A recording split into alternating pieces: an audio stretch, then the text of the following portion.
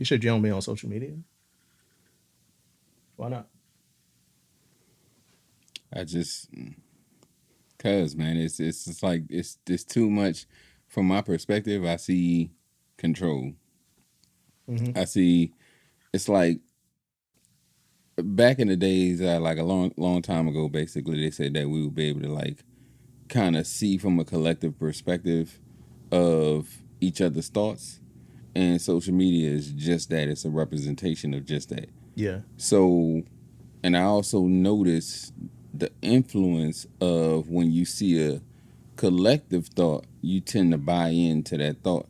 So, in order for me to control my own thoughts, I kind of like tune out so I can just have time to think and gather my own perspective. Yeah, it's like It's movie overwhelming. reviews. It's like movie reviews, right? Like Right, if you on Rotten Tomatoes and it's like rated at like a 30%, and you like when you watch the movie, even if you liked it, you like trying to find out why everybody else thought it was so bad. right, I mean that's the hive mind, like the group think right. stuff that you're talking about, right?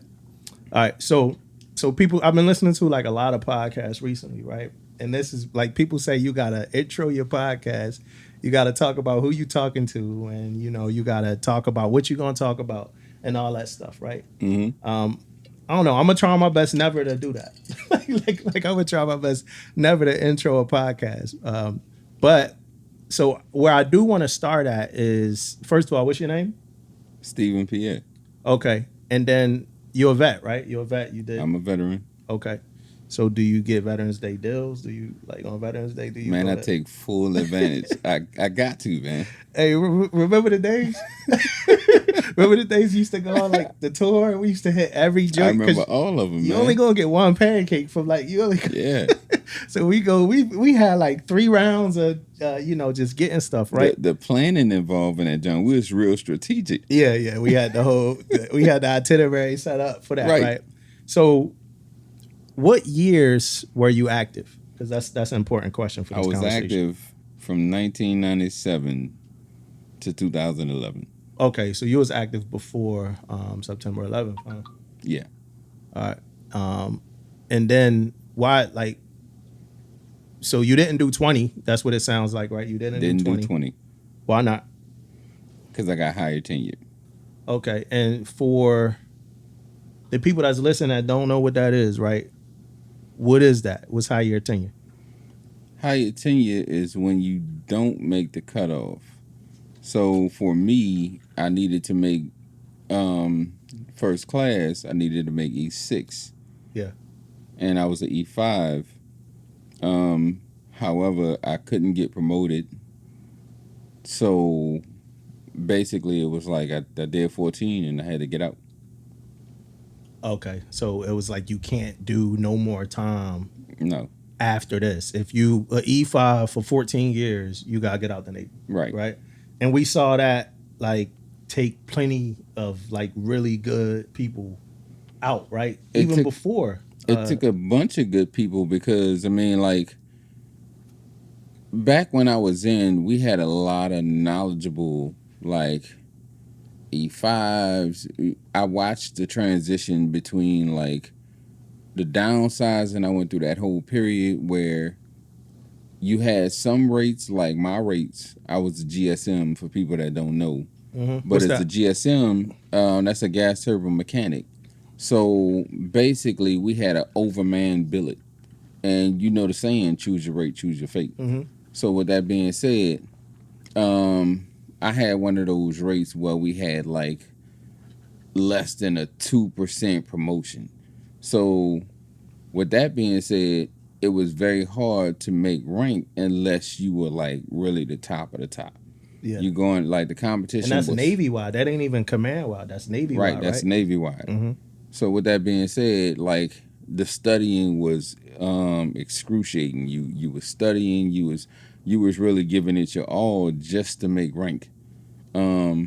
And it never really changed. And that's the thing about the military is that if you don't know as far as what your rate is, you can come in like say for example, somebody could be an IT during my time, and during that time, it was wide open.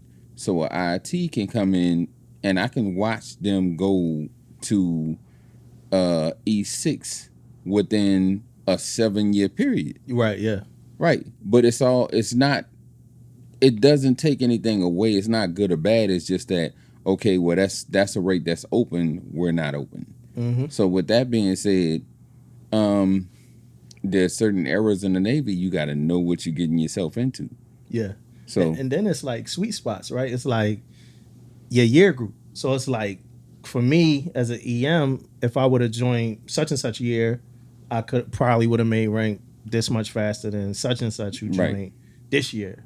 Or if I Right. joined this year, I'm shit out of luck. You Right. know what I'm saying? So it's like it's a lot of things that go into advancement, and a lot of people think it's like, you know, a lot of sellers think like, yo, I'm a failure because I didn't advance, and such is an IT, and they made E6 in 7 years or 5 years or something like that. And a lot of so many variables in that. Yeah, You know it what I is. mean? I remember when it was like for your rate, because we used to look at, we used to always look at all this stuff. I remember for your rate, it was a 0.5, man. It was low. It was a low, 0.5. I was like, I remember saying It like, was damn, a depressing, half a man. person. It was at 0.5%. I remember saying a half a fucking person made rank, man. Right. Right. A half a GSM made rank. So, but that was crazy. It was locked up, right? It was so very locked up. So now you were in a scramble because you were a 12-year, 13-year second, right? So, like, when did you make second? You remember? At what year of your career? Not what year, not what year period, but what year of your career did you make second? I made second on my second tenure, my second contract. So around like year 5. So that was around year 5. Okay. So when you say 14 years, so you got about 9 years. 9 years as a second. As a second. So that means you get to a command and you do, let's say you don't 5 years at that command. You're a second. So after like 2 years now, you pretty much scrambling like, what else is it to do here? Right. Right. And then it's like the test I'm cutting in a 90-some percentile. Right. Right. It's like, how do I make rank? I got to do something. I got to get mapped. It used to be called capped. Now it's called map now. But I got to get capped. I got to do something like that. And then that's competitive. That's very competitive. Super competitive. Because y'all was at a point where y'all had to like get an EAL qual just to be competitive. Just exactly. As second classes in engineering, right? Exactly. Yep. It's crazy when that become the standard. You know what I'm saying? That's how it was. So we saw a lot of people, a lot of good people get pushed out because of high year tenure, right? A lot of people call it high year tenure. When you look at black and white, we saw a lot of people. It was other stuff, PT, perform to serve, stuff like that. A lot of people got pushed out because of that. All right, so joined in 97. Who were you? Well, just for a second, you know what I'm saying? Who were you when you joined? Man, when I joined, Yeah, I was a knucklehead. I was a complete knucklehead. I mean, I was from New Orleans, undisciplined. yeah. Like, I wanted some Popeye's chicken in the car, man. I wanted a Camaro. Like, that was me. Right, That was, and I got my apartment or whatever. Like, my standards was completely low. I was just trying to like live, just trying to make it out the hood. So that was my MO when I first joined the Navy, and I got to travel and like my eyes opened up. I realized that the world was bigger than just New Orleans, Louisiana, Right. and I learned a lot. I grew as a person. So, with that being said, yeah, I forced myself. I had to change. I had to become competitive, but that wasn't who I was in the beginning, as far as like what I needed to do. So I think when I met you, you was at like year 11 Yeah. of your enlistment, and you value, from what I know, because like we talk like a lot of times on this pod, I'm talking to people I love. You know what I'm saying? And I want the audience to know that. So I'm talking to people I have love for and I love. So when we met, you were like year 11, and you value knowledge. Like it seemed like you value, knowledge. You was one of the people that put that, in my head, the value knowledge. And Still, when you had me in this, when I'm in a space as an EM, I wasn't just in a space as an EM trying to get a monitor qual or operator qual. I was in a space as an EM trying to be better than the GSMs that was in a space and competitive. Um, when did you transition from knucklehead the value in knowledge? that's a good question. Very good question. Um, I was one of those. I was one of those sailors where I used to bang my hat to the left. I used to wear Timbs to quarters. I used to wear For do real? Yeah. rags under my Shit. hat. Yeah. Same now, right? But still, like I was doing all the wrong things. But it's like I was challenging the system. Uh-huh. With that being said, um, I've always like I used to do art. I used to do poetry. I used to do a lot of stuff. So I was low key smart, but I never let people know that because in Louisiana, that's not the norm. Like when you kind of have some sort of intelligence, you have to hide it. Mm-hmm. So with Yeah. that being said, that's kind of the way I was. That's kind of the way I was accustomed to doing things. Um, it was a point where I met a guy from Tennessee named Malone. Pretty much me and him, he was a GSM 3 too, both of us. Mm-hmm. And we used to study together because we both got low evaluations. We were looked at as, well, we were never going to advance. So when we studied, both of us scored like in the 98th percentile on the test. And that's when it kind of hit us that, yo, if we do this, they can't really like they have to acknowledge what we're doing. So that's when it kind of like I had an epiphany that like no matter what people think about me, as long as I can show them what I can do, as far as if I can show them that I'm actually intelligent, then they have to give me some sort of respect, some semblance of respect. So with that being said, that was something that nobody could take away from me. Mm-hmm. So once that kind of hit me, that was my thing from the Navy then on out. And that's when I became like truly competitive because I realized that I had some sort of advantage. Mm-hmm. So I would study and I would just keep studying, keep learning the systems.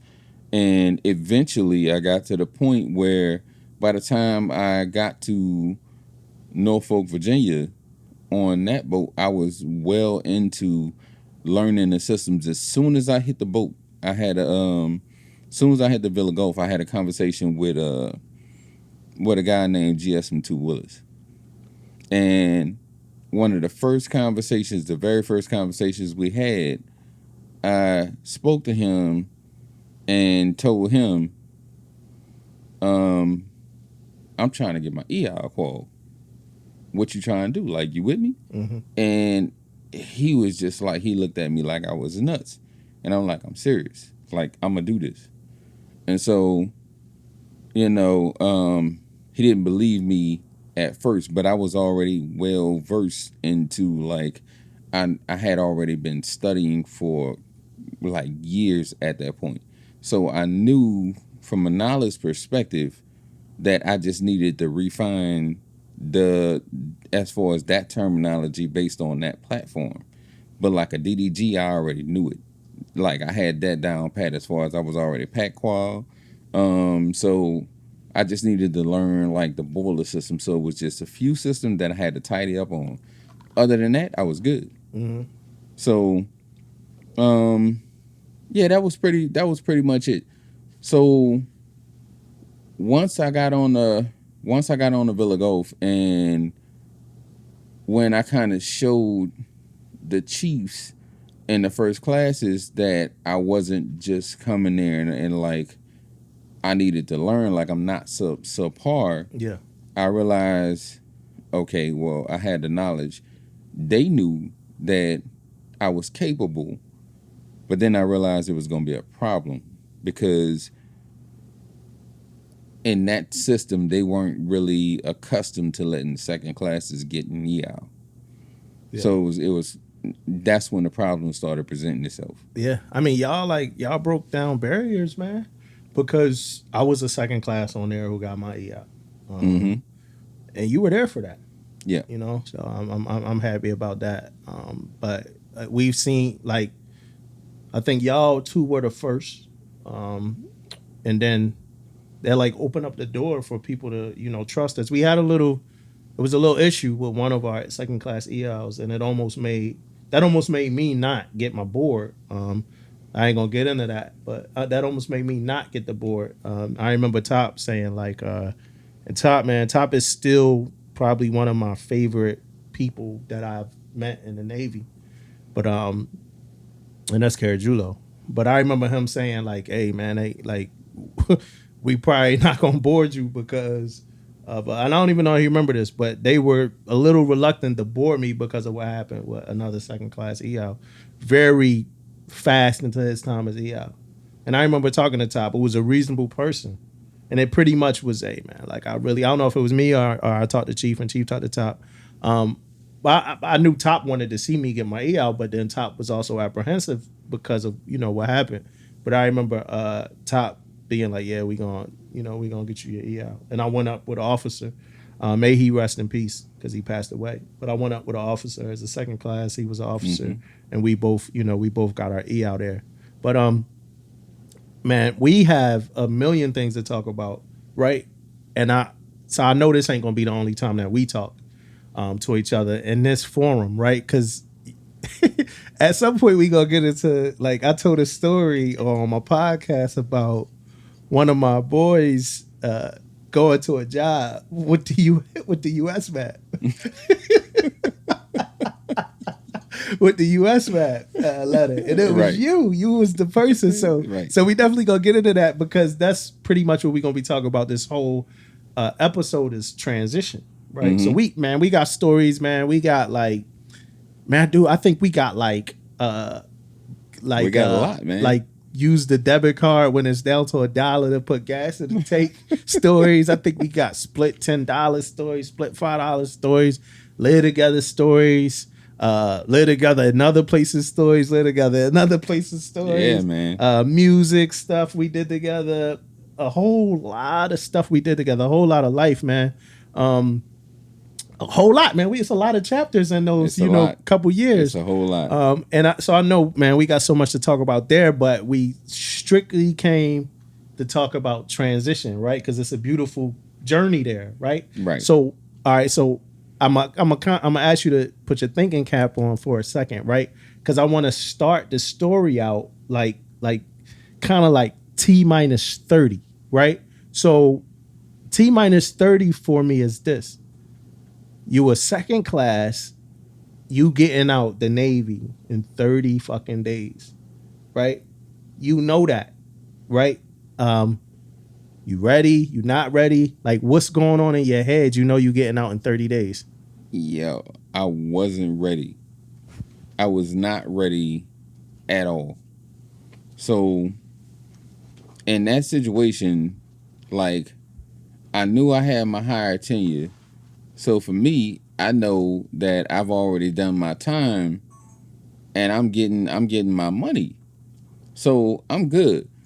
So at the time, I was in the transition and I was thinking about where I wanted to be as far as where do I live? Where am I comfortable with living? So I had to think about locations that I wanted to move to. Do I want to go back home or do I want to continue to pursue my career further? With that being said, I knew I had a matter of time. Kind of looking at what it was I wanted to do. So, I wind up going back to New Orleans for a brief stint. I wound up getting with a business partner that I had created earlier in my Navy career. So, all right, just to give y'all some backdrop information. So I helped co-partner a business while I was in the military when I was a E2.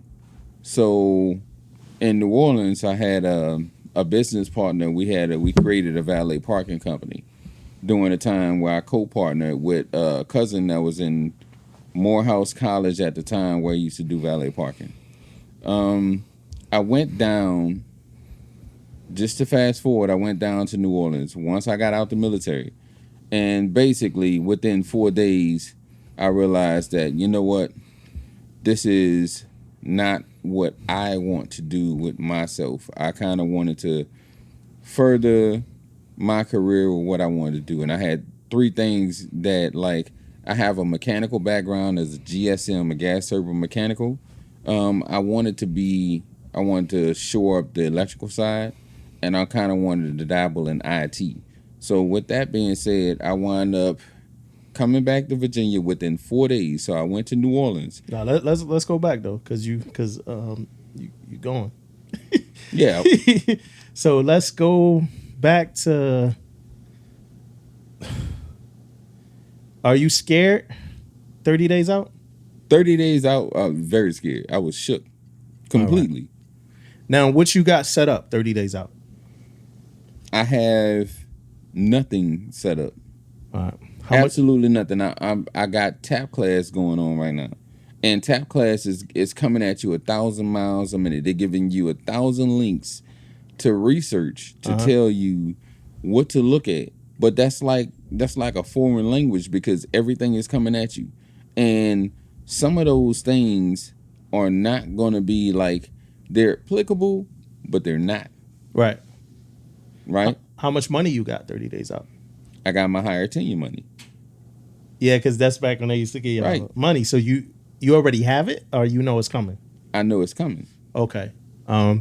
So what plans do you have 30 days out? For me, like I said, because I had a business. My plan was I'm going home, and like I'm going to be the co-partner of my business. So it was like, I'm good. I'm going back to New Orleans. New Orleans, and I'm gonna be a co-partner in the business. All right. So now and this the part that I always want people to say, that's vets that got out early, and they never tell me it. So but I know you're gonna tell me it. So you lead a ship for the last time, right? That day, you walking down the pier. That day, what's on your mind? That moment, day, man. That last walk. That was a somber moment, man. Like, I was leaving some of my best friends, and I was leaving my life, all that I knew, like the second half of my life. Understand that I came in the military at 17. So as an adult, all I knew was the military. So with that being said, now there's nobody over me to tell me what decision to make. As much as we all hate we have Reveille, we have TAPS, we get a lot of instructions of what to do, right? There's nobody telling you anything no more. Yeah. So you get to make every single decision, for good or bad. So with that being said, it's like, yeah, I got the world at my palms now, but I don't have a clear vision of what it is I want to do. And then you were closing a chapter that you weren't ready to close yet, right? I wasn't ready to close. I fought to the very end. So where'd you go that day? Where'd you go? You went to New Orleans that day? I didn't go to New Orleans that day. I think I stayed in the area for a little bit. Probably like a couple of weeks, and then I left. Okay, so you had somewhere to you had a lifeline for a little bit. You had somewhere to stay.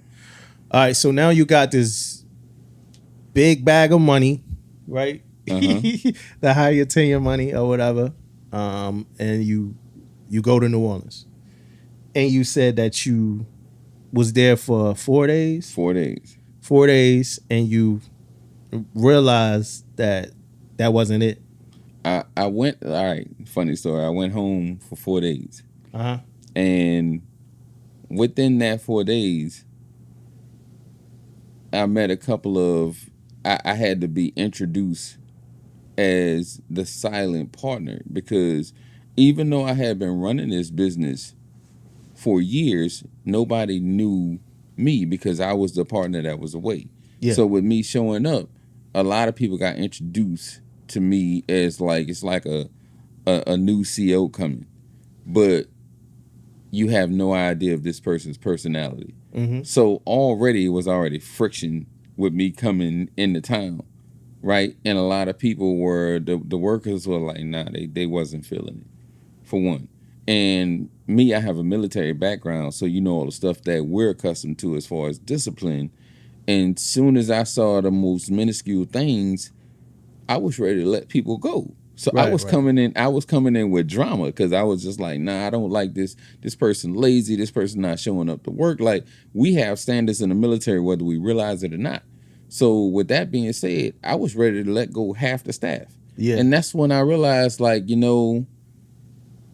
maybe I might have been taught too well by the military. Right. Yeah.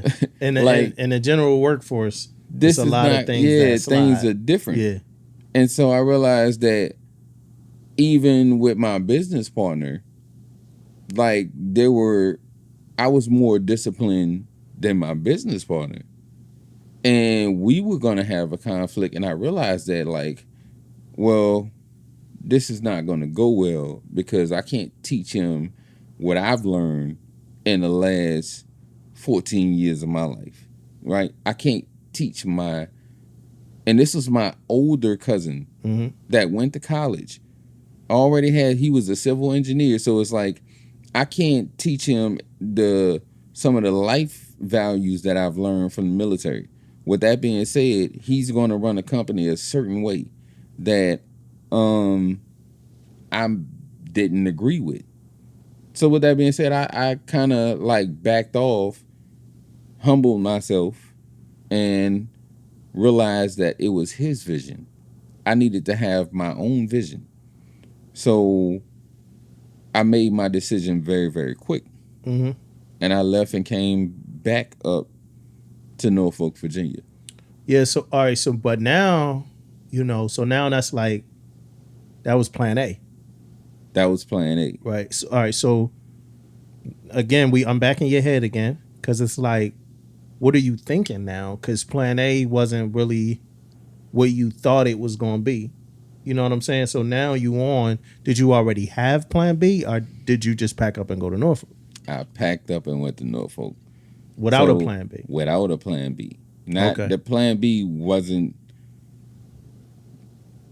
planned, which is like I'm totally unaccustomed to because anybody that knows me knows I always have a plan. Right. So I was completely out of my element. So once I came back up to Norfolk, I wound up getting in some situations that, not to say that I'm, like proud of, but the whole time I was in the military, never had issues, any of that. So I get back up to Norfolk. I'm coming up just to kick it with the homies. I'm coming up to see you. I'm coming up to see your brother. And I wind up getting caught up in some DUI situations. Question. Yep. Were you still on leave? Like, were you still on terminal leave then? Or was you already out the Navy? I was on terminal leave, so it was in the middle of like terminal leave and me getting out. Okay. All right. Yeah, so pretty much I never went to mass or nothing for it like that because it was like at the very end. Yeah. It's crazy. So I remember. That's crazy that I just, like, that just came in my head. Like, damn, you was on. Because I remember it. yeah, so my court dates wasn't until terminal like leave. after I was like completely Yeah. out. All right. So you said you got a DUI. Yeah. Okay. Was you like soon as you got back to Virginia? As soon as I got back to Virginia. Okay. So what happened after that? Like what happened after that DUI? So what happened after that? I wound up going to jail for 42 days. Never forget it. Was it right? after that DUI? It was after that DUI. Okay. So one DUI, Uh-huh. and you went to jail for 42 days after it. Not necessarily. Not necessarily. I wind up catching two. Okay, I just making sure. Yeah, We, I you mean, I know the think we can story. laugh at. That's why. Yeah, that's why I want to make sure because I'm trying to add everything up Right. too. But those it got charged as one, Uh huh. right? So what they wrapped it into one. So with that being said, like I got charged um as a first time DUI. I got a lawyer Uh huh. on deck just to make sure. Um so when I wind up getting charged, they wind up putting me. I went to VCC, I believe. Don't fault me if I'm not quoting this correct, Uh huh. but yeah, I went to VCC, which was Virginia Beach like Correction Center. Yeah. So with that being said, I got lost in the system, which is why I wound up doing 42 days because they lost my information completely. I wasn't supposed to be in nearly that long, so I have credit on the books even to this day. Yeah. So within that time frame, I wound up having to I just had a reset, and I started thinking about my whole naval career, like growing up in the military, everything I learned and what I wanted to do, being a business owner and having everything in front of me to feeling like I'm losing grasp of my life. Yeah. So within that time frame, I had a girlfriend at the time, and she was kind of, we was chopping it up heavy, and I wind up kind of coming up with my next plan What and within. you talk about why you were in the Yeah, correct? while I Okay. was in the correction center. Okay. So with that being said, as soon as I got out, Let's stay there for 1 second. yeah.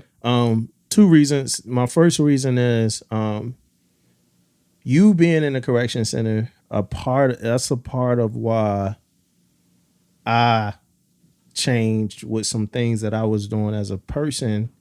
Um, as far as like just spending money, right? Whether I was, I talked about it before, but I went through some stints of depression at that time that I didn't know I was going through. But in Mm-hmm. hindsight, when I look at my life and what I was doing, it was depression.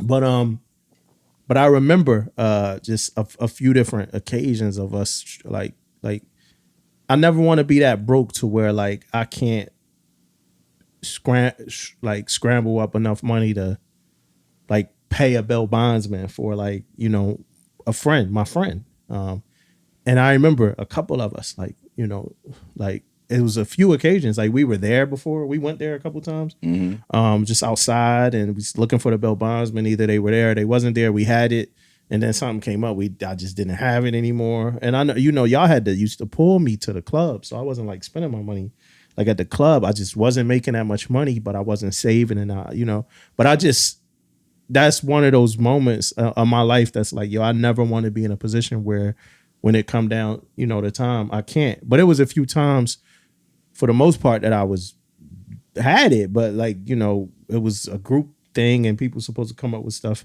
and it ain't never happened. But that was, for me and for those people, I know that I was like, I never want to, be in this position. You know what I'm saying? Now, what I wanted to ask you was, what's your story without the DUI, without the time in the career? Is your story different? Basically, like how My impactful. story is my story is way different Okay. without the DUI, Okay. but I felt like I probably, in some ways, I felt like I kind of needed it Uh-huh. because I was coming into awareness of myself, right? And what I mean by that is I knew what my capabilities was, and I knew that I had an expectation getting out the military where I kind of needed to be humbled. So I expected, because I knew I was just coming off of EIL, I knew I was just coming off of number one, second class. Mm-hmm. So for me, I was like, I'm gonna get out the military and I'm gonna just become like a power plant engineer. I had already been working on my journeyman's. I had all of this stuff lined up. Yeah. So to me, it was a blip. So I was gonna get out and I was gonna like be in Norfolk and I was probably gonna just continue just on the civilian side, not Mm-hmm. really having any insight on how the civilian side worked. So this was before they didn't recognize the U.S. maps or anything like that. So I thought that everything was about to be all Yeah, good. because you had your U.S. Right. maps. I had my Search, man. EIL, so I had like I was like, I got everything, so I'm good. Right. But in that time frame where I had never been to in the court system, never been in trouble in my life, like Mm-hmm. anything. So I had no I had no idea of how it was gonna go. Mm-hmm. So with that being said, I didn't want to get caught up in the system and want to have to like things to be harder on me. Right. So You said you had a girl at the time. Y'all was yeah, talking heavy. we was talking heavy. And you start formulating. Yeah, so I started coming up with my plan while I was, like, doing a little minute. Yeah. And like me with the way my mindset is I'm already thinking, well, this is a hit. This is more than a hit than I could withstand. Right. And even though I have all of these things lined up, I've gotten EIL, I've did all of this stuff in the military that I feel like it's gonna carry me across. I don't know. And now I'm doubting myself. So I took extreme measures and I just got completely out of my comfort zone and I was like, well, I got post 9/11. I'm gonna just hop in college. Mm-hmm. So since I came back up to Virginia, I was just like, well, I'm gonna just get in school, use that post 9/11. That's what I did. And, I put my back against the wall because with the post 9/11, it's like you have to get you got to be a full student to get the post 9/11. Yeah. And they paying for your school. They're Yeah. paying for what, your tuition, They paying for tuition, they paying your BH. and they paying for your housing. So you Yeah. had an apartment on Yeah. that dime, right? Yep. Okay. And did you need anything more than that, or was that enough?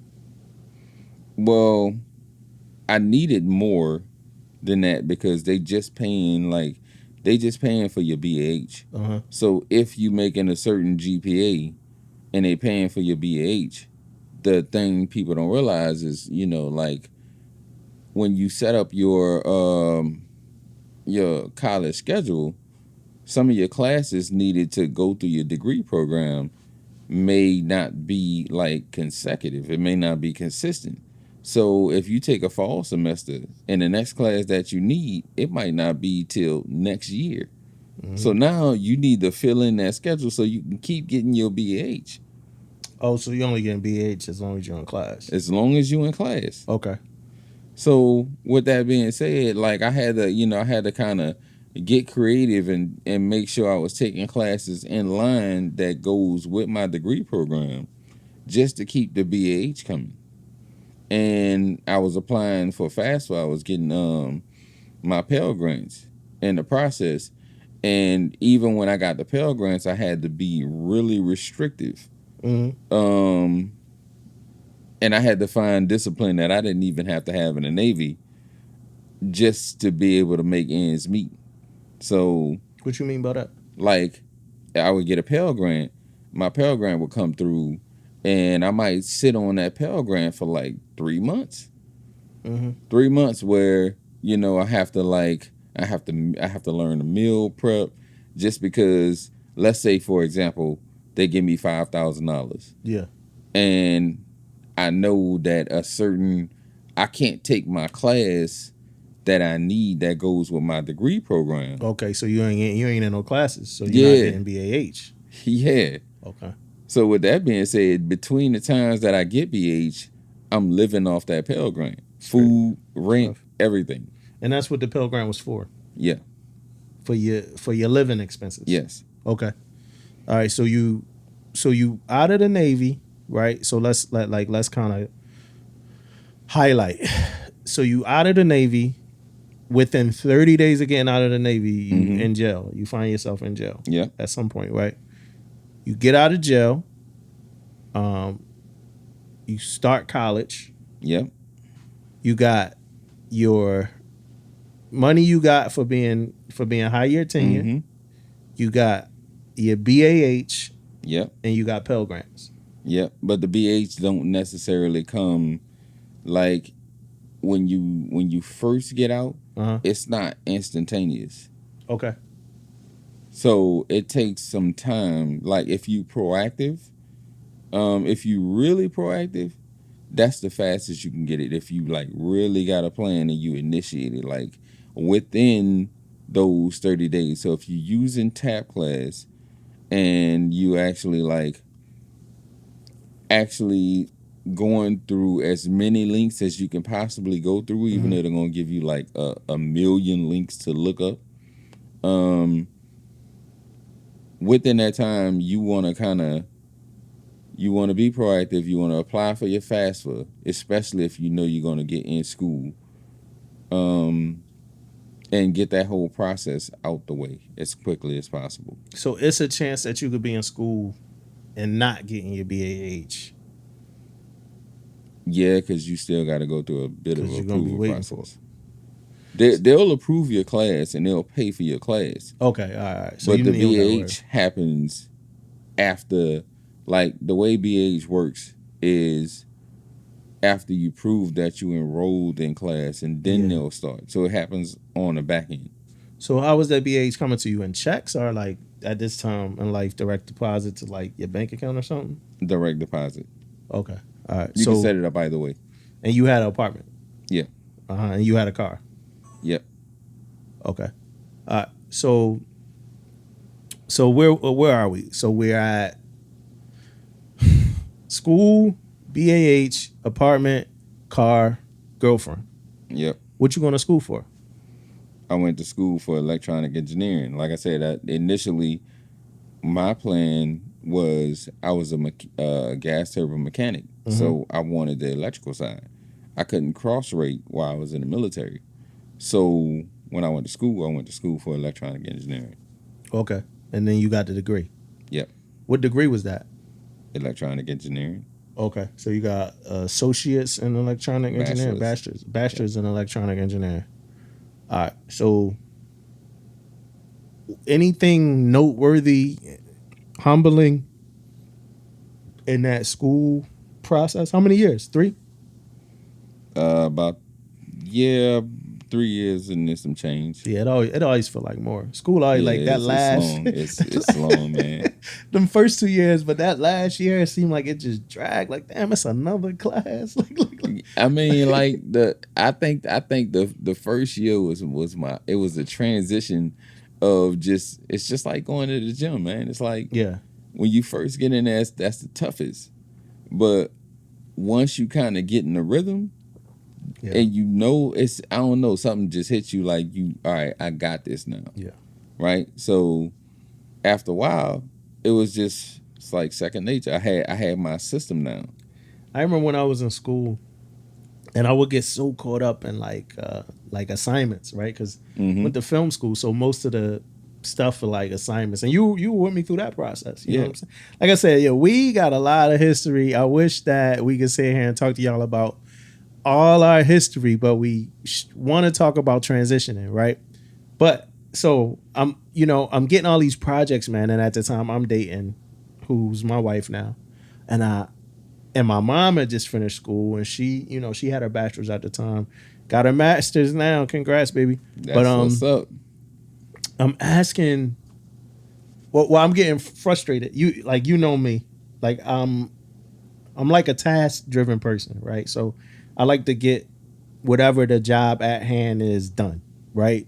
Mm-hmm. So, and I like to the T. So like whatever they got is like the goals for the assignment and all that. I'm like, that's all I'm doing. Like I'm not giving y'all more, less. I'm hitting these goals y'all want me to hit, and I'm done. But every now and then it would be an assignment that like I just know like, yo, I can't like do this to the best of my ability. Like, it's no way. You know what I'm saying? And it's like, so my mom and my girl at the time, they like just do something, just turn something in, and I ain't really know what that looked like. Like, I don't know what just do something look like. Right. Like, just turn something in. Me? No. I Right. want this thing to be the best that it could be. They like just turn something in. I never really got nothing under a 90 doing that. You know, and there was a few occasions where, and they had to tell me more than once, but it was a few occasions where I really did. Like, I just did something. Uh-huh. Like, yo, all right, let me just knock something out. You know, and I Okay. got it done. And that's what, you know, when you talk about like, it took me a year to learn and understand, like going to the gym. That was one of the muscle memories that I had to learn in college was like, yo, just do all your work. Right. Just do it all. You know, then I got this other conspiracy theory that all this shit is a business anyway. But you know, Right. I don't want to get it all I that. got you. But you know, I just turned something in, and I was. Did you ever have any moments where it's like, yo, I'm gonna just do something? You know, I wasn't. I'm 110 every every Nah, man. assignment. I actually never had those moments because, like, on a like external, for everybody that see me, everybody always think I got it together. Right, right. And in my mind, like I'm a total disaster, man. Like Mm-hmm. I'm paranoid. So I over prepare for every single thing.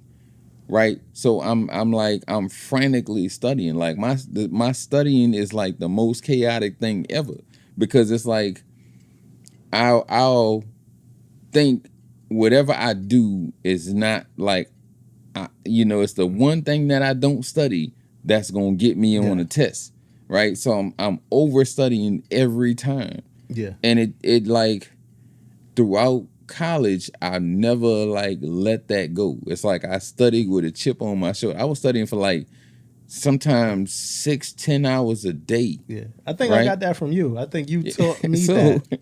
I never let it go, man. And it's like for a while it kind of felt like I just had PTSD or something. I don't know what it Mm, was. yeah, But I wound up like I did real good in college.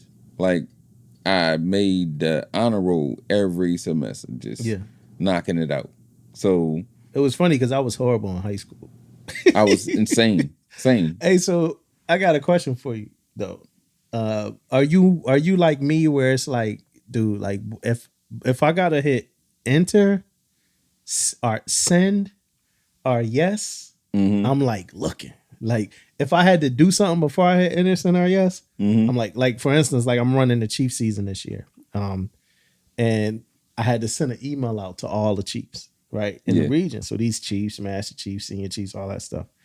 And I'm like, now, mind you, my email is really just a carbon copy of one of my co-leads that's running it too. She had already wrote like a little copy up. And I'm like, just looking at it like, yo, after I hit send, I can't unsend this. You know what I'm saying? Right.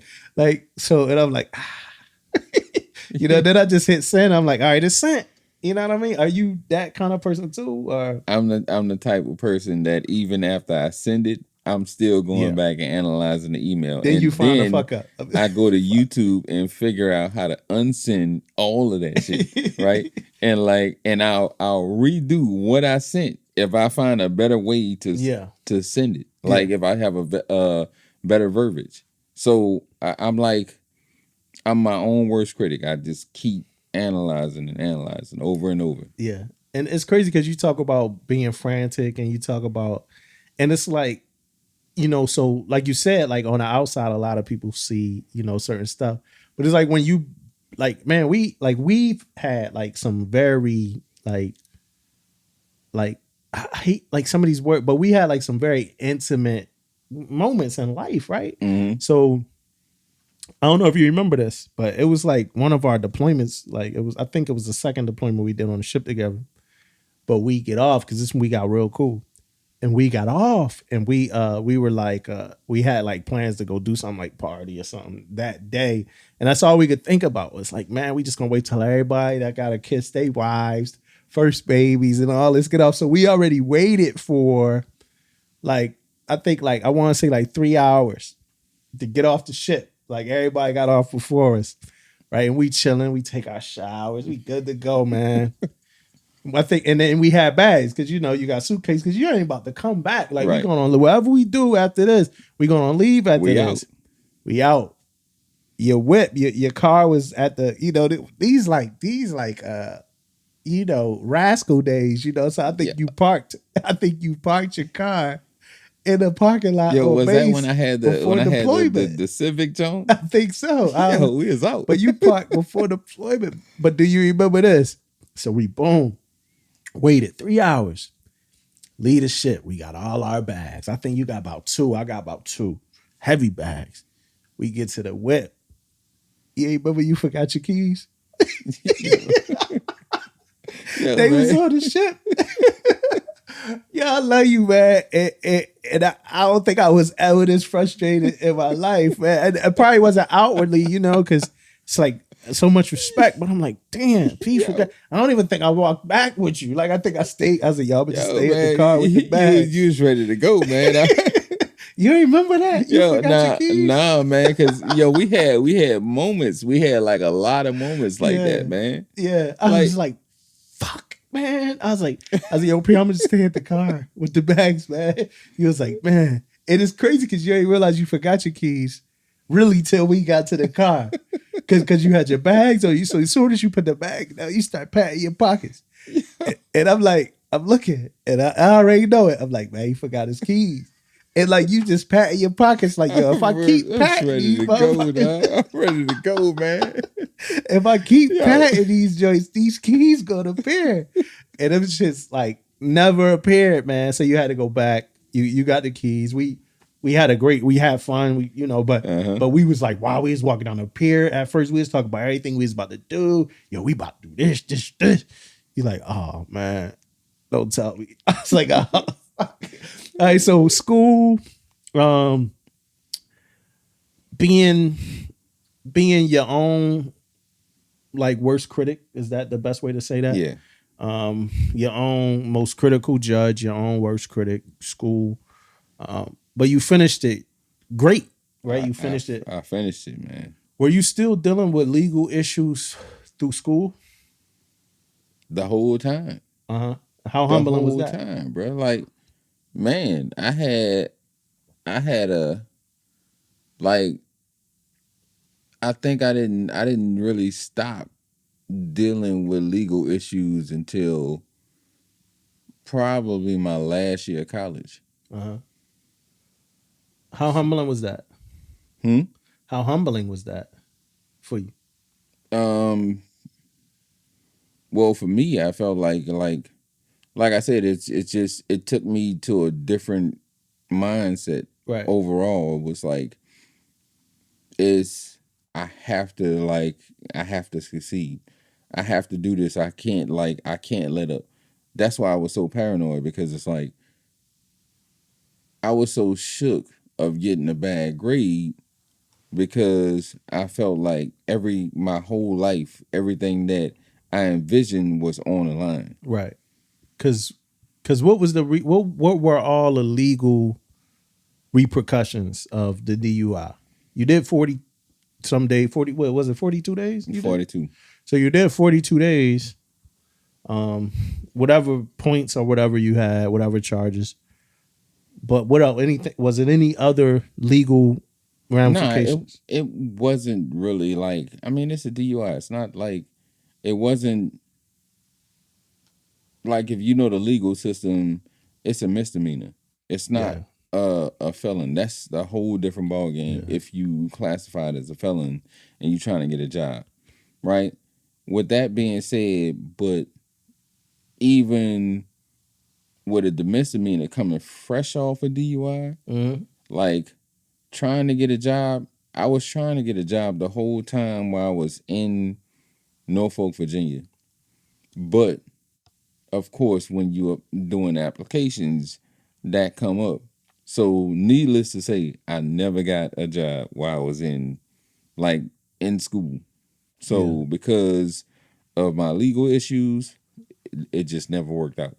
So some people, when they used to get the DUIs, I don't know if they still do this, but when they used to get the DUIs, they used to make the people put the breathalyzers in their car. Yeah, Right? Did you ever had to deal with that? I had the whole time. All right. And that's pretty much what I was trying to. And like, so with the breathalyzer, how long you got to have it in your car for?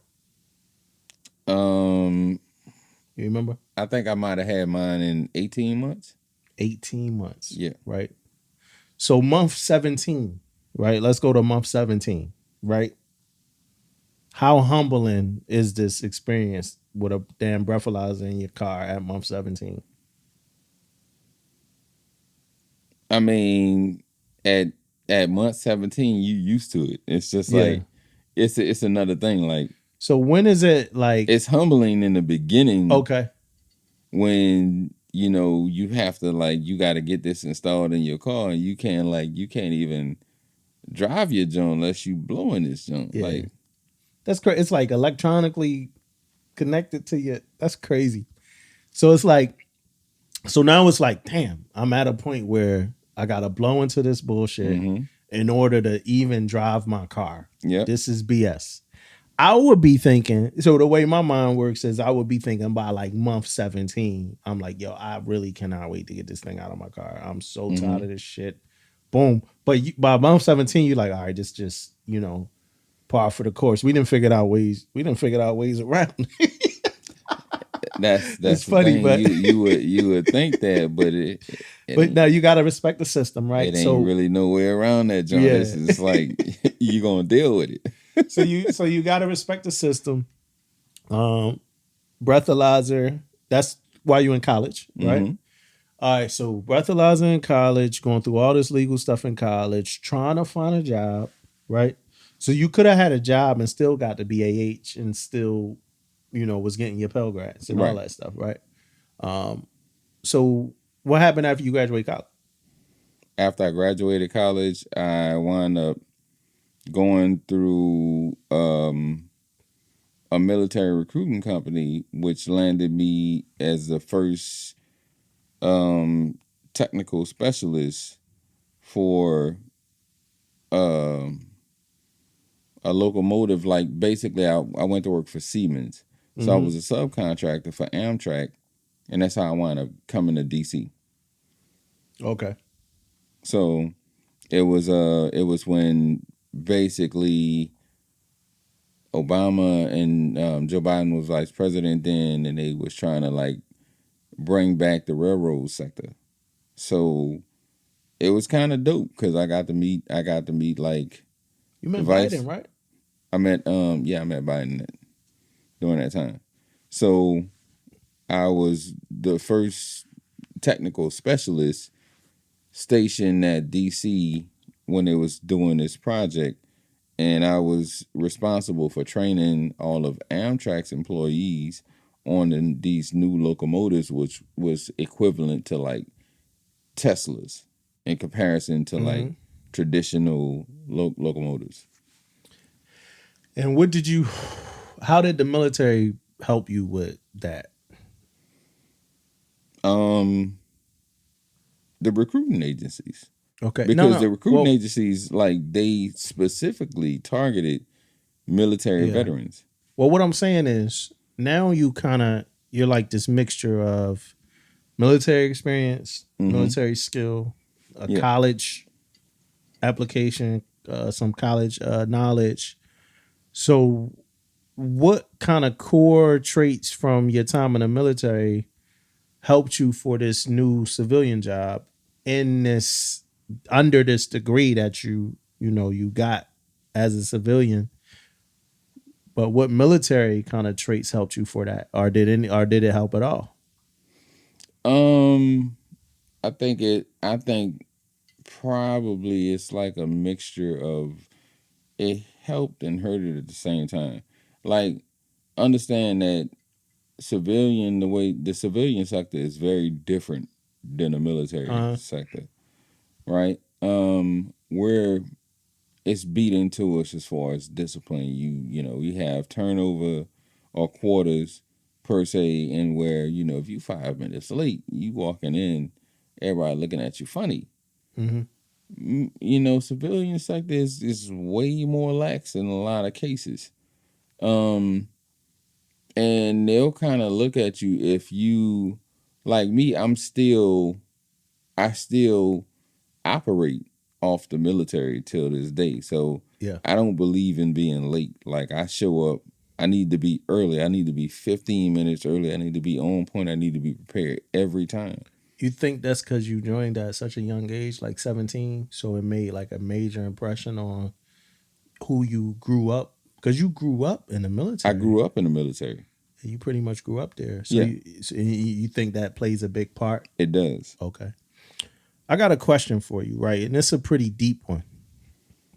So, you got out of the military at 14 years, right? High year tenure. And you gave training to a lot of people, that you were able to see stay in, right? Mm-hmm. Some of these people are officers. Some of these people are senior chiefs. Right. Some of these people are chiefs. Um, in that training that you gave, and and in your life and how you transitioned and everything like that, when you see all of these people that kind of sprouted from your tutelage, your inspiration, so it's some pieces of it, right? Because like Mm-hmm. people got pieces of everything. But when you see that, right, any phase in your life, right, not now, but any phase in your life up until now, is it 100% like, yo, I'm proud, I'm happy, this is a product of something that I was a part of at some point in time? Or do you ever get a feeling like, damn, I wish I was still in there? What would I be doing right now? Type shit. I'm 100% proud. Nice. Love I'm it. 100% proud, and the reason why um is because I was able to impact somebody Hmm. and watch somebody grow.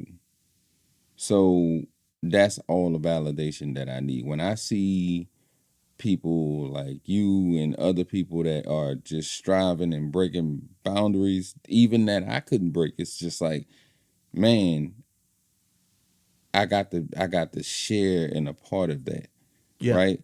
And so the further you guys, the further all y'all go, it's just like, man, maybe I did something right. Maybe I helped in some sort of way. Yeah. So for me, I'm glad. Um, and apart from that, that gives me validation and motivation. It actually motivates me to do what I do now. And even still in the civilian sector, like, everything that I learned in the military, I kind of use it as a vantage point now because I'm so structured because I grew up in the military that on the civilian side, like I said, it's lax. Mm. Where then you got this guy that's coming in that's gun ho, completely gun ho. I'm trying to learn every system. I'm trying to learn everything, and it's just like I'm going bananas on a knowledge perspective still to this day. So with that being said, it's like I've already now I've moved up. And let's say, for example, I've moved up in the company that I'm in. I'm already a manager, and I'm going up, and I'm looking at becoming what's called like a data center manager. That's like the next level up. That's equivalent to like an officer in the military. With that being said, I don't really have any restrictions. I don't this It's not like I'm in a village that's overmanned. Hmm. Right now, there's no restrictions. This is for the first time. I don't have external restrictions on me. It's all about me and what I know and what I can do. Yeah, and that's like a callback to being an E5 and just being at point 0.5, right? Right. So that's a callback to that.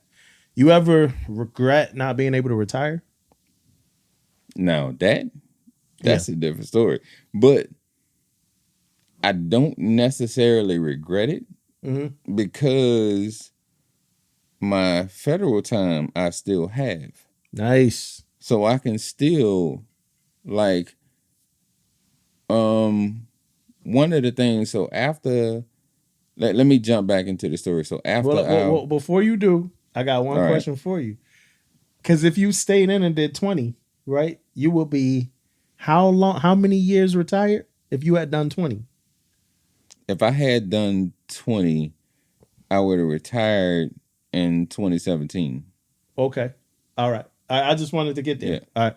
So, all right, let's get back into the story because I think I know where you're about to go.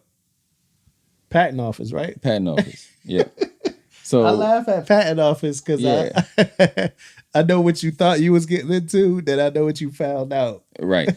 Okay, so patent office. Yeah. So with the patent So office, let's transition it. And I'm sorry for cutting that right there, but let's transition it. So you Siemens, right? yeah, Is patent office right after Siemens? patent office right after Siemens. Okay, all right. So why before we go patent office, why'd you leave Siemens?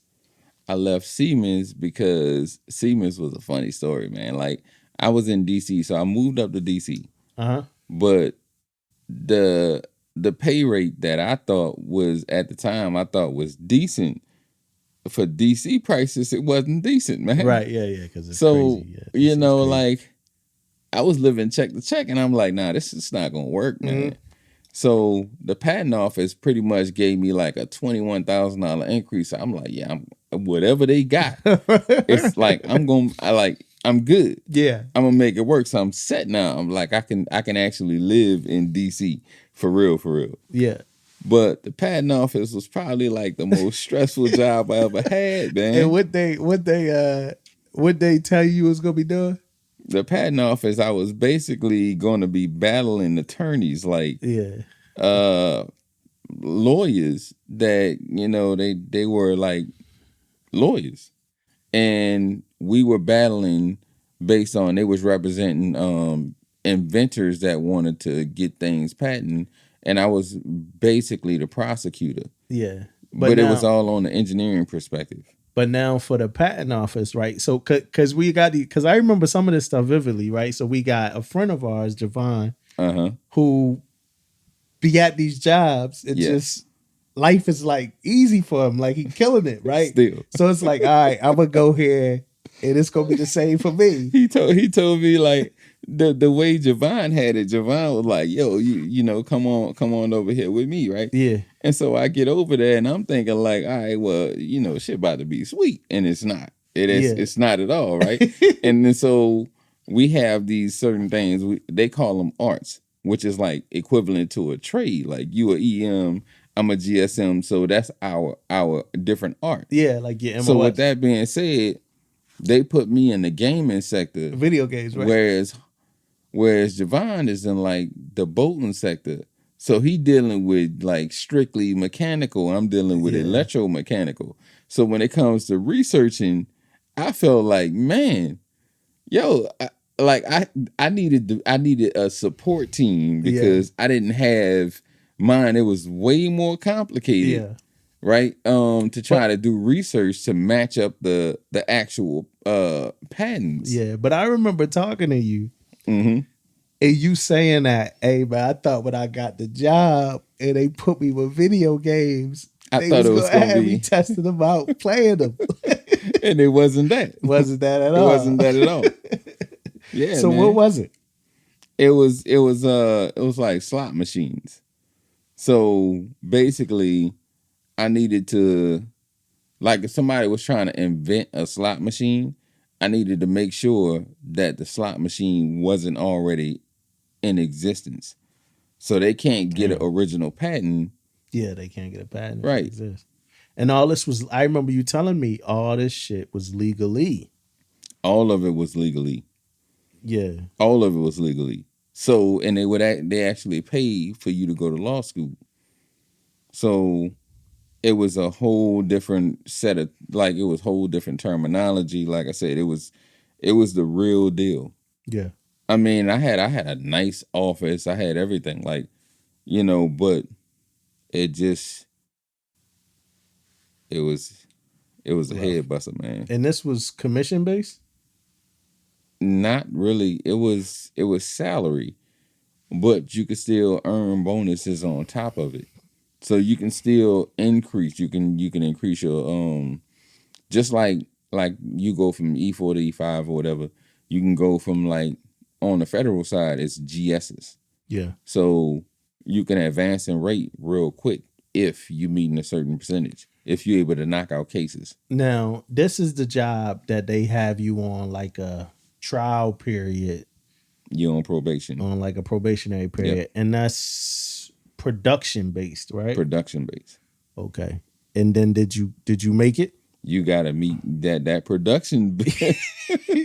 That production, yo, you need to be in the top 10%. Yeah. If you're not in that top 10%, you are X. You are out of there. Yeah. So Did you get cut? I got cut. Okay. All right, I so you got cut. So once again, that's another lesson, because you're gonna fail at life. You're gonna Yeah. fail at some things, but it's about how you get back up. Uh-huh. Perseverance. And remember Yeah. that. You gotta get back up.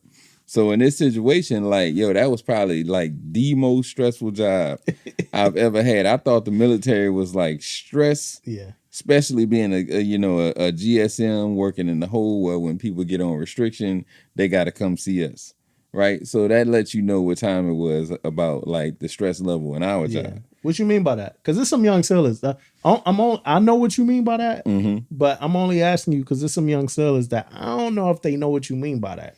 So when you say you're a GSM and when people get on restriction, they got to come see y'all. What you mean by that? Well, as a GSM, we got to spend time in the hole. We have to work in the hole, so that means that you working in, the engine room. The engine room is, it's hot. It depending on it can get up to 120 degrees. Sometimes you got to clean out the bilges.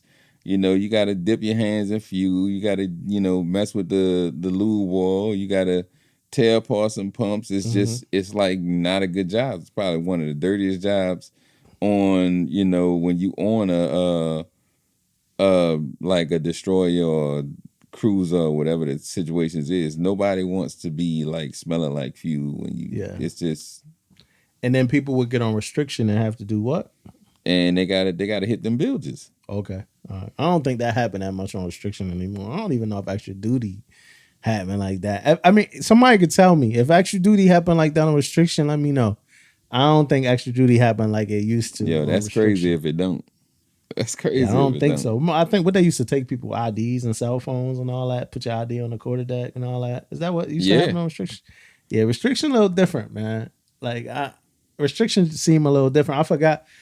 I don't want to embellish, so I can't really say what I think, but because I think I'm wrong, and I know every ship is not the same. You know what I'm saying? Every command ain't the same. I remember being on shore duty one time and being like, "Yo, shouldn't we be?" And like in shore duty, it wasn't the barracks. Like for the workers, we on shore duty. You live at home, right? So they had to set up the restricted, sellers in the barracks. And I remember it being a question like, "Yo, like, do we take their cell phones? Like, is this like humane?" Wait, they was on restriction. They was on restriction in the barracks. In the barracks, it's shore duty. So now there's nowhere else for them to go. But all right. Right? Okay. Like there's nowhere else for them to go, right. So they go to the barracks. So they go, and then it's like the dudes who was on restriction that got put in the barracks from together, these dudes hated each other. I remember that too. Like these dudes, like they might have got a restriction for fighting each other. Like or something. I forgot how that worked, but they ain't had cell phones. Well, they had cell phones. I think like 5-6 days into it, the command's like, "Oh shit, we gotta take their phones." But then it's a question on like, if you take their phones, what if it's an emergency? Like how they? Right. It's a different world that we live in now, where we feel like people have to have Phones. Some Some communication. type of way to communicate. You know, and it's Wow. crazy because that's just a crazy thought in itself because it's so much easier to communicate. Mm-hmm. Period. You know what I'm Right. saying? It's not like you sending a crow, you know, miles away with like a Mm-hmm. piece of paper in his mouth or something. It's so many, you know, ways to communicate, but we think like that, like you have to have like a cell phone like at all times, or else it's like no way to communicate. If we don't have our cell phones, we like fuck. You know, we passed the time of like telegrams and like, you know, anything that you know, would have needed. But they damn near got rid of all the payphones, And right? that's crazy, man. You taking away the most pivotal part because like I said, when I go back to the time of being in jail, no communication.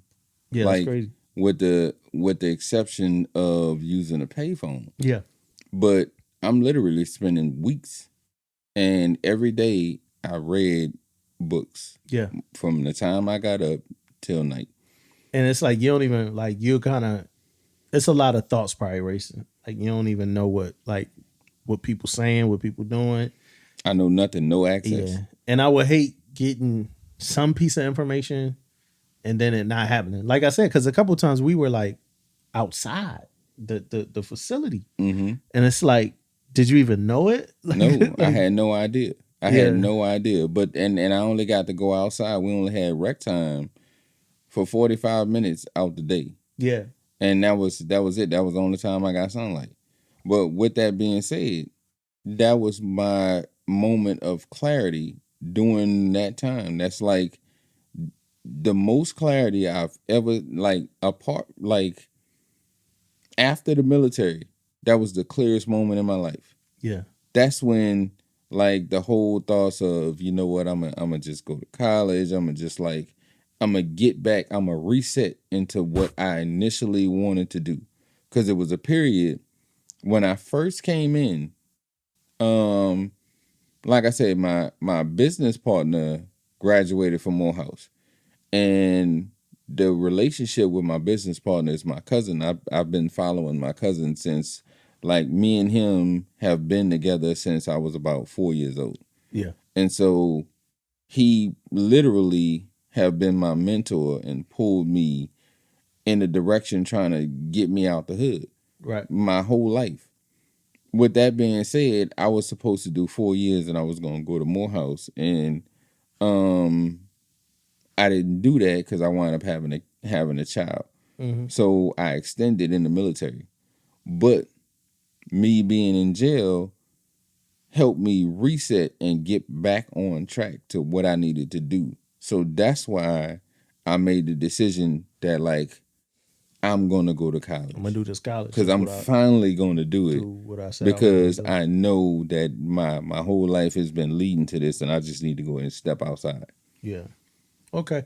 So we passed the patent office, Hmm. right? What's after the patent office? After the patent office, um, I had a I had a couple of little like interesting things that like I did some.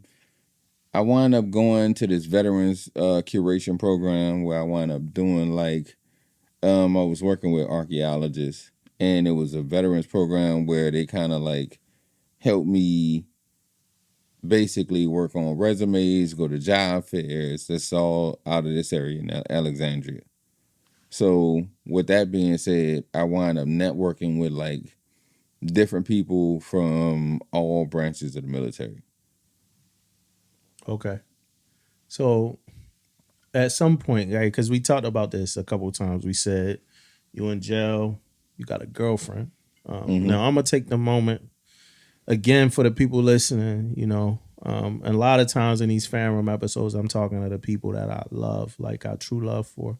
So I'm gonna take a moment real quick to shout out your beautiful wife, beautiful, smart, hospitable, pleasant, bright. Like for me, bright is like when it come to like people, Mm-hmm. bright to me is like the best kind of trait.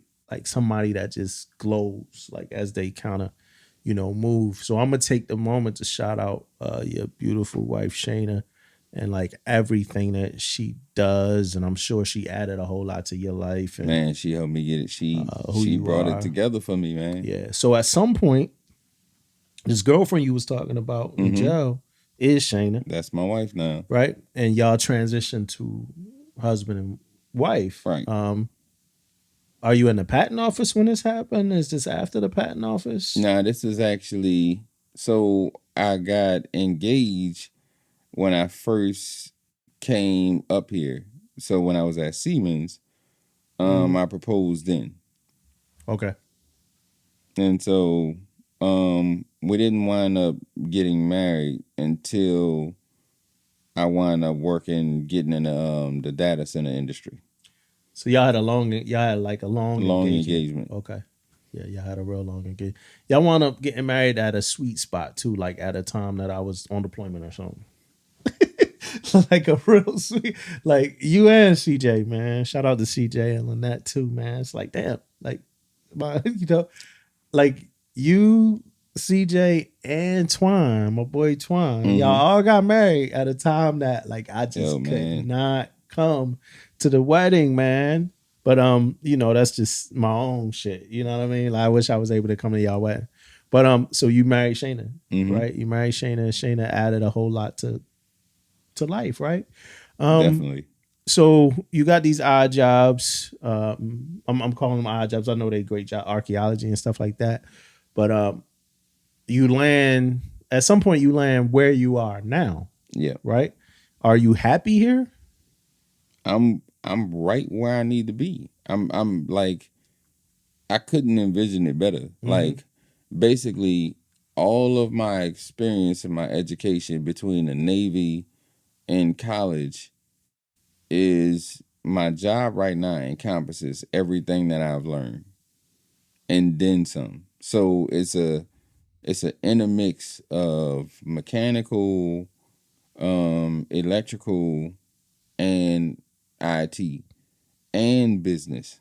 So even with my brief stint of being a business partner has prepared me to be in management with where I'm at now because I'm utilizing every aspect of my training. Mm-hmm. Okay. And is this a retirement gig? Oh, definitely. Okay. It's definitely a retirement gig. That's the only reason I haven't like jumped back on the federal side yet. Mm-hmm. And right now I'm trying to figure out a way to tie the two together. So because like the data center industry is uh such a prominent industry, especially in the way things are going. Like you have the cloud industry, but everything is connected to the internet. Yeah. So and our industry is growing I've never seen anything like it before. Like we acquire businesses, multiple businesses every year. Let me get your greatest moment in the Navy. My greatest moment in the Navy, Mm-hmm. Or your favorite moment, either one. my favorite moment was probably, I don't know if it's like isolated to one moment. I think my greatest moment is seeing the team, the people that like my comrades doing what they do. Mm-hmm. That's the greatest thing for me. So when I watch people like say for instance like a guy named Catry Mm-hmm. make it, or all the people that was under me, or watch you in so many occasions just keep rising, like those are the things that are like the those are the greatest things to me. Yeah. So because apart from the whole structure of the military of making rank and just trying to be great, it's like at the end of the day, as people, I was able to be a part of somebody's journey and I had some insight. I was able to make a connection with somebody. And like for yourself when we connected, when I first met you, it was like, man, you reminded me of me. Mm-hmm. You was like, I was looking at you like, man, I connect with you on so many levels, right? And it reminded me of how I was. And when it might be things that you don't even remember. Where like when I first met you, it was just like, man, my first thoughts was, man, he gonna wind up whooping somebody ass up in this jump, man. Like, like I gotta tell him how I go. I gotta, like let me snatch him up. Let me like teach him the game so he know how to like what to expect, how to do good, and like you can't like move the way we accustomed to Yeah. moving because I know two sides of it. I know how it was when I first got in. Like nobody couldn't tell me nothing at all. So it took me a long time to learn how to calm down and adjust and how to like be able to respond to people Yeah. without being like angry or like retaliation and things of that nature, right? And so with that being said, like I think that I felt that that's probably the greatest thing if I can find people that, especially people like in me and your situation and where we come from and how we have a relatability factor and being able to pull each other up, Yeah. And it's right? crazy because that's what I was gonna say. I was gonna say, like, like we come in from these neighborhoods, man, and you just got this chip on your shoulder, man. Right. New Orleans. I'm from Philly, and it's like it's competitive. You got to deal with everything. I was talking to my sister about this. Um, you either gonna be a bully or you gonna get bullied. Right. And that And might it sound ain't no crazy in as hell. between. Yeah, that might sound crazy, but that was the perspective. Right. And then in some of these neighborhoods, it's true to life. Like at some point, you're gonna be the bully, and then at some point, you're gonna get bullied. You know what Mm-hmm. I'm saying? And so it's like when you go to a place that you gotta have leverage, you go with trying to get your leverage. Like, yo, this who I am. This me, this where we used to stand on where we was from. So Right. it's like for me, it was like when you left, that what you just said that we probably never really even talked about. I've never really talked or thought about this, but I took that man along. I would see a young dude that I saw myself in, Mm-hmm. and I would talk to him, because this is how we could do this. We come from places that you really got to get to it at. You got to get You your have nails to. dirty, right? So it's easier when you find a groove, like you said, going to the gym. Like you said, the first year, the first 2 years, Mm-hmm. when you find that groove, you good to go. You know what I Right. mean? We know this is a system. And I talk about this damn near every episode of the Family. This is a system. When you figure out how it works, Right. it's easy to work it. You know what I'm saying? So I know, like for you, for instance, I would look at it like sports, for instance, like Reggie. Reggie just keeps seeing people beat his record. You know what I'm saying? Mm-hmm. His 3-point record. Right. You know how good that would feel for me? To like watch people beat my record. And a lot of people might not understand that. You know what I'm saying? Like a lot of people might not get that. But it's like, if I got a record to be beaten, that means I contributed something here, Right. to make something better. You know what I mean? Right. And it means something if it's doable. So another thing you talked about earlier that I wanted you to make sure you knew and understood was you talked about, and you keep talking about it, but you talked about reaching people. You talked about Kadri, you talked about me, you talk about that. But you know how many people you reached after me that you'll never know or meet because you reached me Mm-hmm. or you reached somebody else? Like, you know how many people that shit spawns to Right. is almost like getting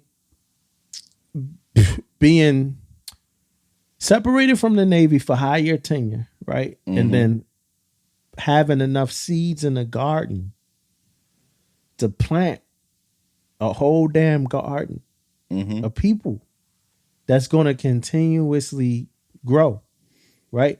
And that's what I believe most about impact is this shit that you put in. I'm just talking about myself here, like personal. Right. This shit that you put in me is going to last forever.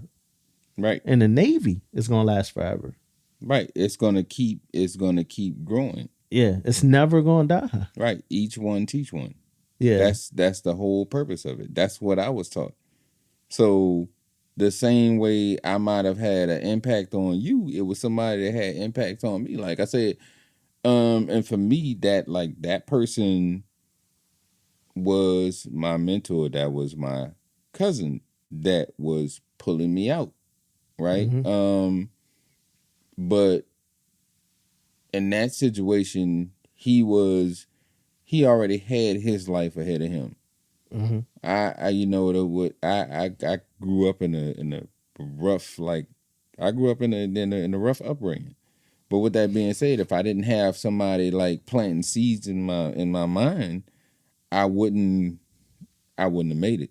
You know what I'm Yeah. saying? So, but for me to actually have some sort of impact on you or whoever I would have had impact on, um, it's like that it just keeps growing. It's gonna keep going. It's going, and like, to me, it's a real big deal because even I remember upon meeting you, like, my whole mindset was, man, it's rough. Like, my transition into the Navy and transitioning outside of, we have this thing in like New Orleans or Louisiana as a whole, right? I have sons now that I'm dealing with.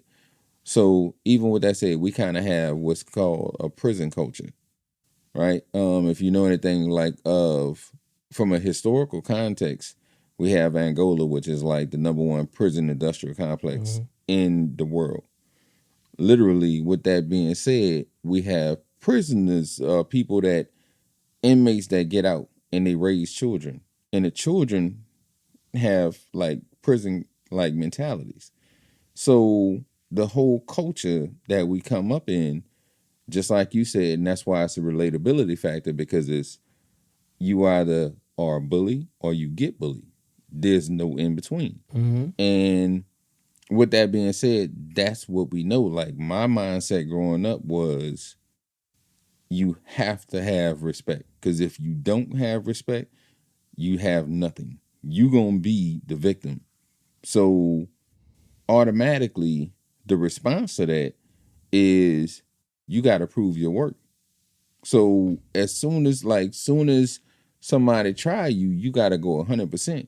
That was my mentality first coming into the military. That's why I said it took me a long time to break out of that. Yeah. But and it was a slow process for me, because in the military, that's my first time dealing with people from all over the world. You're dealing with people from like different countries in Africa and India, everywhere. They don't know any. They don't care Yeah. about none of that, right? Like, they don't really give a damn about you as far as you trying to earn your respect. Somebody got to give you that. It don't matter. Yeah. So it took me a while to like realize that. And so as soon as I see other people coming from places that's similar to me, and I see them going through the same, like, trying to break out that same mental complex that I was going through, right? It's like, man, I see myself. So let me let if I can help and I could tell them, like, yo, I get you. I really do get you, but you gotta, like, this is, do this, think about this, Yeah. right?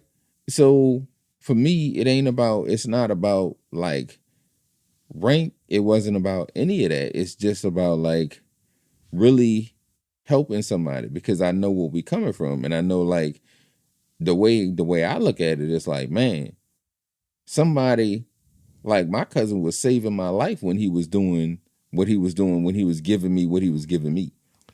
Yeah, it's crazy because you make me think about. I just had to write a statement of character for somebody Mm-hmm. just recently. He asked me to write a statement of character for him, and in this statement of character, on a few occasions, I said I think this dude could pretty much be one of the best leaders that you know that we could have just from the principles that this dude stands on. Right Mm-hmm. now, notice though, I'm writing a statement of character, so I'm writing it for a reason. You know what I Right. mean? But I'm like, yo, he could be one of the best leaders that this Navy has based off his principles. But he needs a leader that understands that. Right. If somebody don't understand that, they gonna be intimidated. You Right. know, and I really think that's what we talking about here.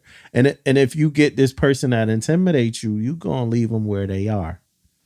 You gonna leave them where they are.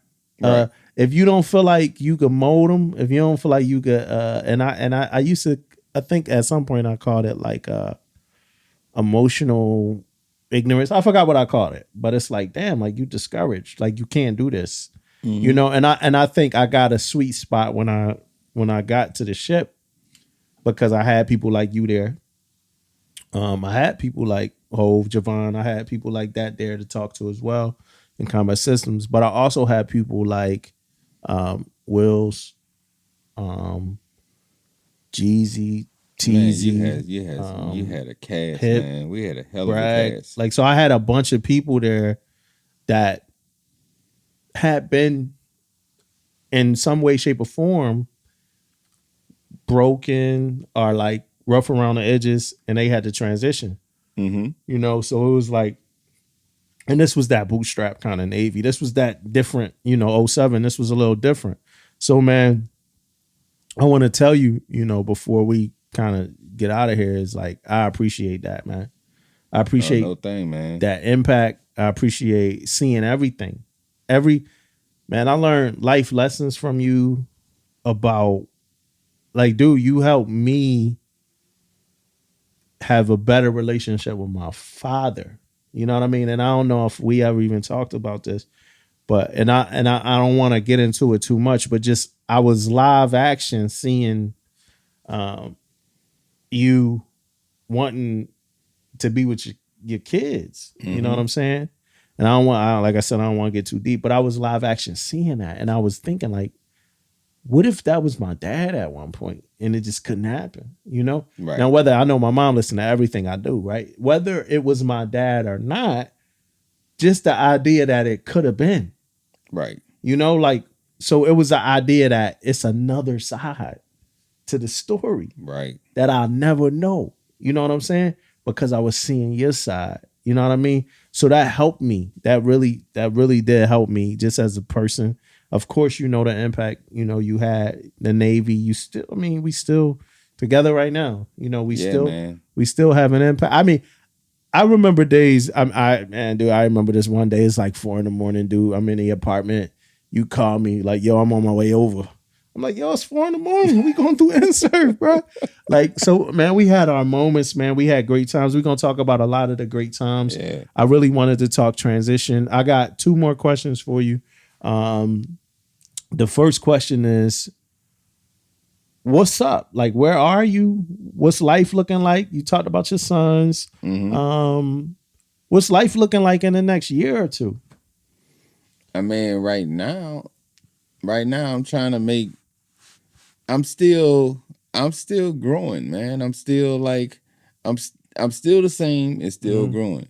So for probably like since I got out the military now, my mindset is still the same as far as continuing to learn more shit than I knew last year. Yeah. Right? So I'm still a study hound. Always. I Mm-hmm. still continue to try to like learn as much as I can possibly learn. Um and I'm in my bag now. I'm comfortable in that space. With that being said, like right now, I'm into all types of stuff, man. I'm right now I'm taking a couple of NFT classes. I'm taking a classes to be a certified data center manager right now. Um, I'm also in the works. There's something going on right now where I'm probably going to become that within the next probably year to 2 years. I'm expecting to make that this year. Mm-hmm. Um, with that being said, I also am going to wind up, me and my cousin, as usual, of course, Mm-hmm. are probably going to go back into our next business venture. Nice. Do it So got anything to do with those pies, man? Your cousin, like I want to go to it's New not the Orleans and get pies. It's not the pies this soul pies, time. right? Soul pies. Yeah, soul pies. Oh But man, he I want a soul pie so bad. he's growing, and that one is he's doing it right now. Like he's Mm-hmm. gotten big on that perspective. He's still doing soul pies. Yeah, he's still doing soul pies. He's still doing Okay. the original company. We started off valet parking, Yeah. and he's doing soul pies now. Hey, But cuz there's I want some another soul pies, cuz. I want some soul pies so bad. Like there's another yeah, if you look up Soul Pie Nola, that's the plug for that, so you can yeah. check out. Soul pie Nola. Yeah, so if y'all ever in the area, you want to go to festivals, look for Soul Pie Nola, check them out. And if you need your cars valet, look for Oracle Valet, New Oracle Orleans. Valet. Yep. Okay. So it's always a different venture. So right now we're looking at the next thing. Mm-hmm. So, and I can't give away certain Mm-hmm. ideas on here, not yet, Yeah, that's cool. right? Until they come into fruition. So, but that's kind of what's going on right now. All right. So before my last question, did we miss anything? I mean, of course, we always gonna miss something, man, because it's like we this is only like a quarter Yeah. of information. We have so much history, so many things to talk about. It's Yeah, we got like a whole nother life to talk yeah, about. We man. got like the music life. Then We we got got like to go right, into clubs. We got exactly. Liberty nights and so many like highs and lows and in Yeah. betweens. All right, so my last question, I always end this off the same way. Um, and today I'm gonna say I'm a husband. That's what I am today. I'm a husband today. Um, with hopes to one day be a father. You know what I'm saying? But I'm a husband. I love my wife. I love life. Every day is a learning process when it comes to that. But I always end this off asking people who they are, you know? So my question for you, and it could be your answer could be as long as you want it to be. It could be as short as you want it to be. But my question for you is, who are you?